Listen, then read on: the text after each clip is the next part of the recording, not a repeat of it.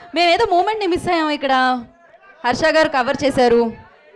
ఏదో ఒక మూమెంట్ని మిస్ అయ్యాం మేము. హర్ష గారు కవర్ చేశారు. మీ బ్యాక్ పాకెట్లో ఏముంది? మీరు తిరగాలి ఒకసారి. నేను ఇవ్వలేదు, తను అడిగారు. ఆవిడ ఆ చున్నీతో ఇబ్బంది పడుతుంటే పట్టుకోనా అని అడిగాను అంతే నేను. ఒకసారి తిరగండి, ఒక్కసారి వెనక్కి తిరగండి మీరు. ఏదది?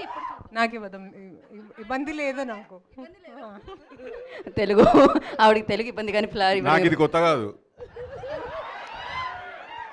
ఫస్ట్ వాళ్ళు అలాగ అంటారు, మనం కమిట్ అవుతాం, తర్వాత నేను ఎప్పుడు అడిగానని అంటారు.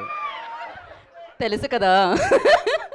So okay, thank you so much. Thank you. ఇవ్వండి, ఇంకా ఆలస్యం ఎందుకు? ఆలస్యం ఎందుకు? ఇవ్వండి.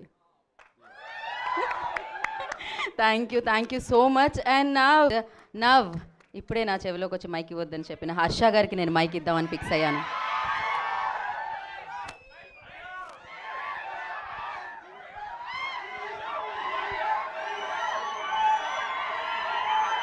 అరే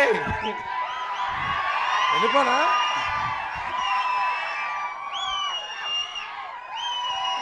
అరే పెయిడ్ పబ్లిసిటీ అనుకుంటారా? అరే ఓకే, థ్యాంక్ యూ, థ్యాంక్స్ రా. రే ఇంకా ఎక్కువ అరిస్తే మాత్రం ఖచ్చితంగా అనుకుంటారు. అరే మనం ఇగో ఇంతే, అదే ఇంతే. ఇగో ఫస్ట్గా ముందుగా ఇక్కడికి వచ్చిన మీడియా వాళ్ళందరికీ చాలా థ్యాంక్ యూ. ఎందుకంటే మేమేం మ్యాడ్నెస్ క్రియేట్ చేసినా అది జనాల వరకు తీసుకెళ్లే ఫస్ట్ మీడియం మీరే.